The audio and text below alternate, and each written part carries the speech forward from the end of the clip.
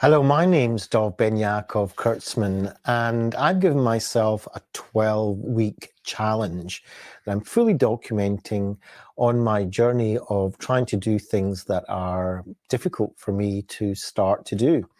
And in my particular case for this experiment, it's doing these daily lives, trying to give over some contribution of value to you, the viewer and listener. Now, I'm day 4 into the challenge, and yeah, in a certain respect, it's getting easier to do. I realize every day that I've got to get myself together, get prepared and ready to film this, get it out. And yeah, that's beginning to become easier to do. I'm quicker on the start button and all is going well. But at the same time, I'm getting a lot of self-judgment coming in, like, what are you bothering doing this for? Is there anybody watching this? Am I doing this just for myself? Am I doing it to impress somebody? Am I doing it to, what's the point in this? And maybe I should just stop and, not really getting much reaction out of this, and so on and so forth. All sorts of judgmental thoughts. So one of the things that I decided to do in this 12-week challenge was to use my vast library and bring little tidbits of skill set out of these books that I use in my practice, I use on myself, and thought I would share them with you. So I've picked a book today that is not exactly one-to-one of the situation that I want to bring to you today, which is about self-judgment, but it does have it in the book and in a particular context, which is between relationships. But we have relationships with ourselves as well. So in that sense, I think it's important for me to bring it, and it kind of demonstrates it really nicely. So today's book is called Act with Love. And it's by a good friend of mine, Russ Harris, who's a leading ACT, or Acceptance and Commitment Therapy, world trainer. Now, he talks in his book on page 95 about exercise regarding carrying your judgments. So I'm just going to read it to you, and it's a very interesting exercise to do. So you get yourself a blank sheet of paper, and write down 4 or 5 of the harshest judgments or stories that your mind tells you about. And well, he talks about partner, but I'm talking about myself. So 4 or 5 really difficult judgments that I have about myself. And that's what I opened up this with. All these judgments. Why am I doing this? Who's bothering about this? Is this just for me? Am I being stupid? Am I even going to be able to carry this on? I mean, we're not even finished the first week yet. And it's kind of, it takes a certain amount of energy to do this every day.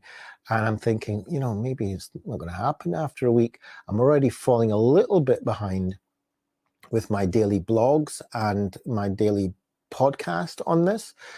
Still within reasonable means, not falling too far behind, but I can see that if I don't sharpen up a little bit, then I can just fall all the way behind, and then it'll be like, wow, people are going to start laughing about me, they're going to start thinking I'm a bit of a fraud, and so on. So these are my harsh judgments. So you do that on one side of the paper, and then you switch the paper over and you write in large, bold letters, aha, the harsh judgment story, there it is again, in big capital letters.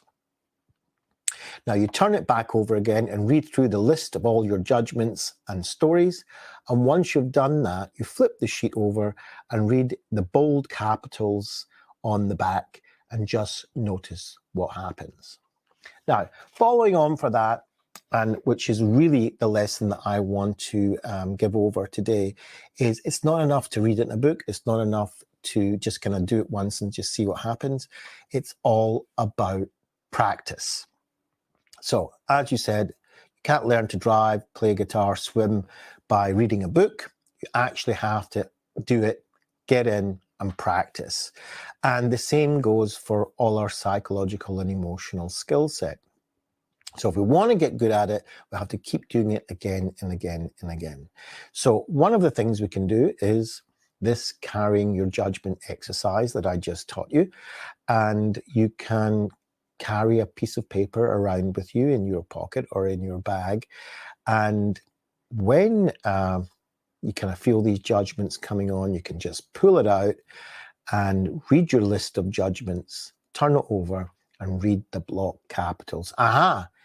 The bad judgment story strikes again, or whatever you want to write on that. Another thing you can do is throughout the day, if you catch yourself starting to judge yourself, you can label it with a phrase like, aha, here comes the bad judgment story again, right? So you just say it to yourself this time. And another thing that Russ brings is the moment you realize you've been hooked in, and that's what happens, you can get hooked in by an unhelpful story or a judgment, try diffusing from it with a phrase like, I notice my mind is judging that, blah, blah, blah, or my mind's telling me that bad judgment story again, or quite simply, I'm having the thought that, and then finish it off with the judgment thought. All we're trying to do here is to put a little distance in between taking these thoughts literally and fused with them where they hook us into an emotional roller coaster, or trying to put a little bit of space in between ourselves and the thought and just realize that a thought is just an experience that we're going through. We don't actually need to identify ourselves with that thought. So hopefully that was useful for you, and see you tomorrow.